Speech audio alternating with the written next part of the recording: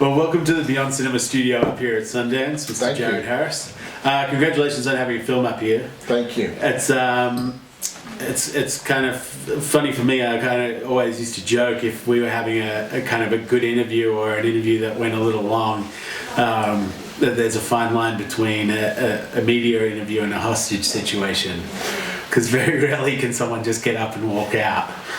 It happens every now and then. They do. But there's a fine line, and certainly there's a fine line that gets crossed in. Is that what we're heading for? You see that segue? Yeah. Very tenuous at best. Okay, well, I'm prepared. Yeah. So tell us a little about your character in Certain Women. Definitely crosses that line. Oh, I see, yes. Yeah. See that? Yes. Well, I play a character who he suffered a workplace injury, and he is no longer able to do the job. He's a craftsman, and it's affected his vision, and he's gotten bad legal advice, and so he settled early, but his problems are going to basically continue for the rest of his life, and because of this sort of the boilerplate small print or whatever, which he doesn't understand, he's basically screwed. Yeah. And he can't accept that. And so he sort of badgers his lawyer to try and, just by showing up all the time, to make his problem her problem again, And, but really there's nothing that either of them can do about it. But he won't take it from her, and she takes him to go see this a lawyer in town who's a man, and when that guy goes, there's nothing you can do, he accepts it right away. So he then, his marriage falls apart, and he goes postal, and he takes a hostage, and again it's a sort of futile attempt. The character's very childish in that sense, and then he won't accept the reality, and that he can't accept that it's not his fault and it's not fair, but there's nothing that anyone's going to do about it. Yeah. But what's lovely about that is it's some small town America. So when he's taken the hostage, and the police show up, there's one cop who's really gung ho about let's get SWAT in. And the other guy goes, no, we know this guy. Like, no, it'll be fine. We're just going to talk him out. It'll be fine. Just go talk to him. Yeah. We don't need SWAT in here to start shooting the place up. And it has a very sort of, the tone of the movie has a very, very accepting and gentle approach towards the characters' faults and their reason why they're stuck in the situations that they're in. And a big thing for me was that I got to work with Laura Dern. All my scenes were with Laura Dern, so and she's just fantastic. So anyway. Yeah. Had you met her before? Had you met Laura? No, we met up there. And so did you have time to rehearse up there, or you went straight? You don't get rehearsal any longer. That never happens. I was thinking because Kelly's films are so, they have this musing, kind of very gentle quality to them. And sometimes, obviously, they're out on location in these beautiful places, so they're kind of. I thought maybe it would give the film more time. Well, I went up there ahead of time, and so that I could just get a feel for the place and. For the world that this character came from, but there wasn't any rehearsal. They were shooting already, and really, what happens nowadays is that you do that work in the third, fourth, fifth, or sixth take. If you have that opportunity, and so you give the director options when they get in the editing room. And they haven't quite figured out yet what they want the tone of every scene to be. So you have an idea about what you want how you're going to do it and what she wants, and you do that for the first couple, and then if you're lucky you get to play around a bit and throw some variations out there and different ways of approaching and solving the problem of the scene. Yeah. Do you like, in terms of location, this was shot in Montana, right? Yeah, gorgeous. I've never been out there before. It's absolutely gorgeous up there. Yeah, what town was it? Livingston. Livingston's quite a sort of unusual town in that it's they've got sort of it's a, what's the word? I don't want to get in trouble. You can't even say words like liberal any longer. But it's quite an open-minded place. Progressive. Yes. And I wish I wasn't, I didn't know what to expect when I got up there. But there's a lot of writers up there. It's a very literary place. It reminded me of college towns, But and it's beautiful, absolutely beautiful, surrounded by the mountains. It's very stark up there. Yeah. Huge open landscapes, very isolated, and that's a huge part of another character in the movie is the scale of the world these people live in and the isolation that they're in, and for me, what I liked about the script, what I liked about the short stories, the Mel Malloy's short stories, was this, not just that sense of isolation, but the desire for contact that the humans have and how difficult it is in those surroundings, and for different reasons. That's the sort of theme that is played with the three different stories. When you shoot in these different locations and you obviously travel around the world, do you try and get a couple of days in where you can just kind of soak up the environment as well? Or? Yeah, I went to the national park, Yellowstone. I saw wolves, which is apparently very, very rare. I went fly fishing. I understand why it's addictive. For the first time, it was fantastic. It's just gorgeous. It's very. You don't realise when you live in cities that you miss nature, and you miss being out in nature, and how there's something sort of very calming about it, or there's just, you have a different relationship, obviously. I love that part of it. Yeah, I remember, I think the first time I really became aware of you, on film, was when I saw Shadow Magic. Oh, yeah. Yeah, and you were doing, you did a few jobs with Wayne Wang. That wasn't Wayne Wang. Oh, sorry, that was... No. Oh, that was Anne Hu. Yeah, that's right. A good... Well yeah, done. yeah. We actually came up here with that movie, yeah. Yeah. Yeah, that might be the last time I was up here. That was again extraordinary. For one of the reasons why location filming is amazing. We spent 4 days shooting in the Forbidden City, from 4 o'clock in the morning until 9 o'clock in the morning. Nobody else there. We had the run of the place. It was like that scene from the Last Emperor. Yeah. And if you weren't shooting, you just go and explore. And if you were there as a tourist, it's extremely rigid about what you're allowed to do, what rooms you're allowed to go in, and you can't walk off and go off by yourself. We got up to the Great Wall of China. We shot on parts of the Great Wall of China that they never let people on. So, you have access to things that you don't normally get access to. I just finished doing this thing in England, for Netflix, called The Crown, and we went to some incredible estates there. Beautiful old palaces and country manors and stuff like that. It's gorgeous. Is there a place you haven't gotten to that you're hoping someone will pay you to go to? Wow. I haven't thought of it. Do you, when you're watching your films, do you get the opportunity to kind of say... I like to go to Easter Island. East of Ireland? Easter Island. Oh, Easter Island. Yeah, with the big Titanic heads, yeah. I thought you were saying East Ireland. Yeah.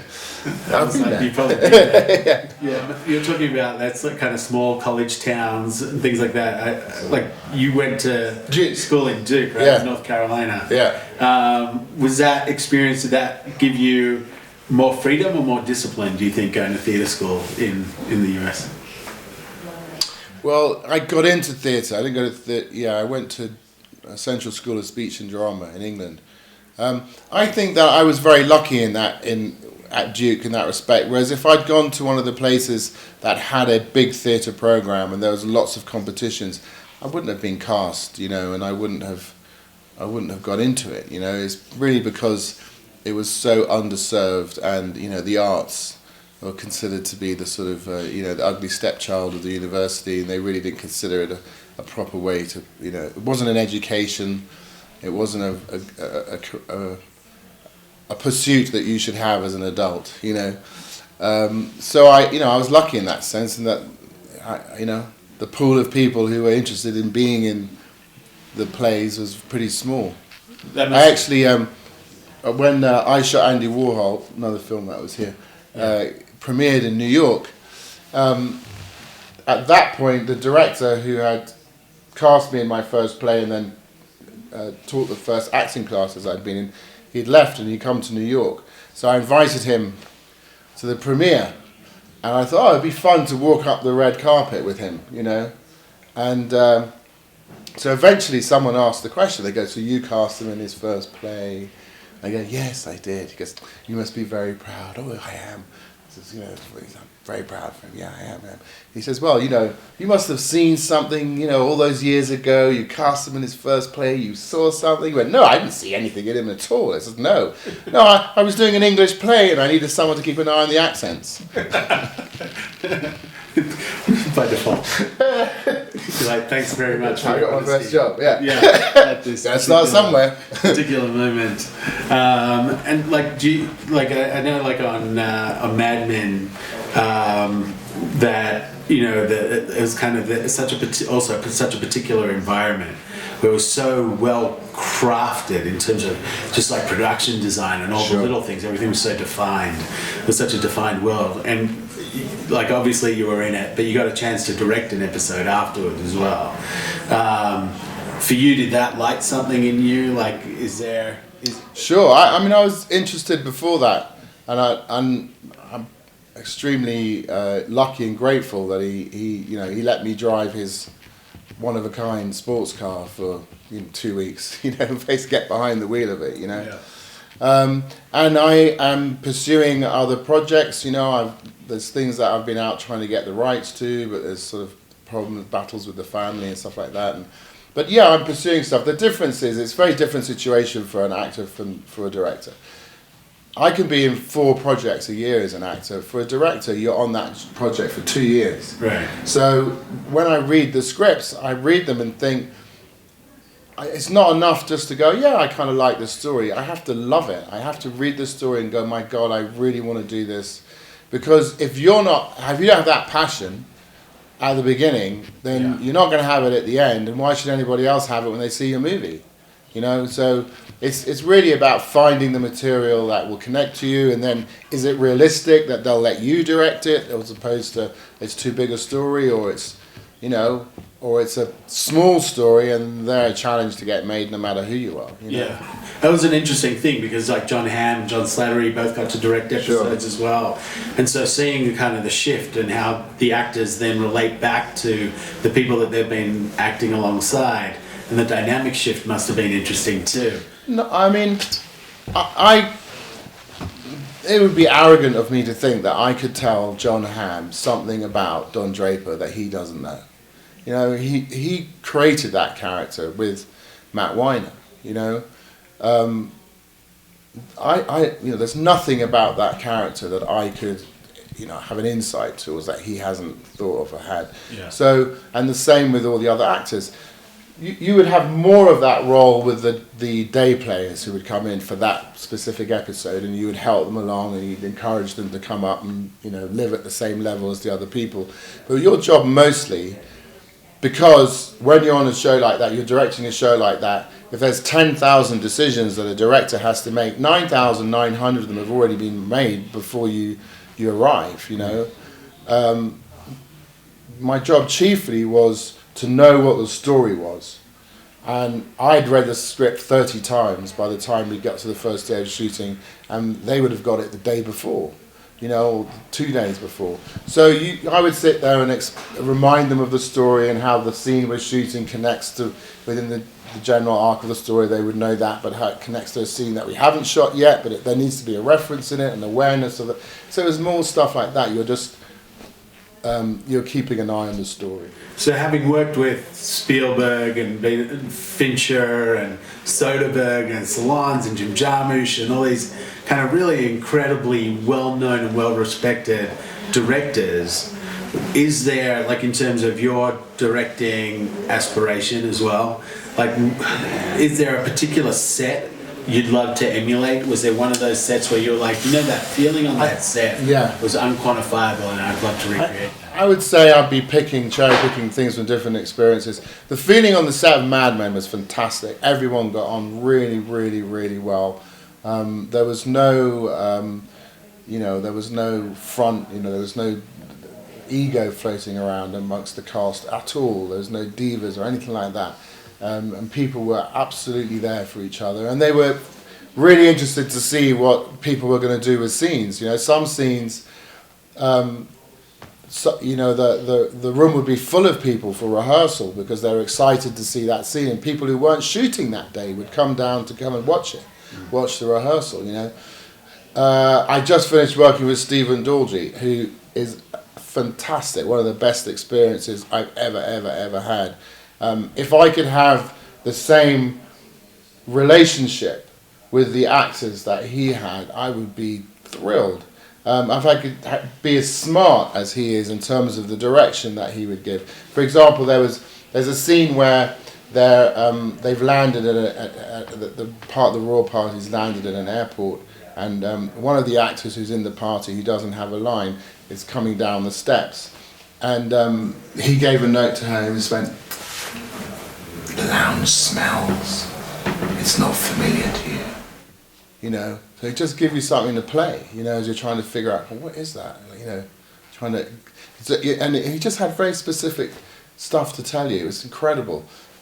Spielberg, I whenever his movies come on, I watch to figure out how he breaks down shooting a scene and covering a scene, and quite often it seems as that he does everything in 3 setups. He can accomplish what he needs to do through moving the camera or moving the actors, and from master shot into 2 shots, close-ups and he manipulates the whole thing, and it's amazing. It's like ballet, and he has an incredible sense of humor, which you see within his films, and that's that comes from him, and Fincher, Fincher was incredibly generous to the actors.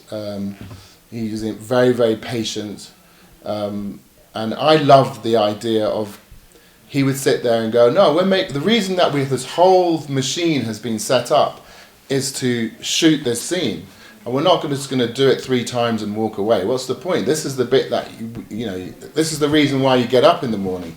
He gets up to direct, I get up to act. So let's have fun.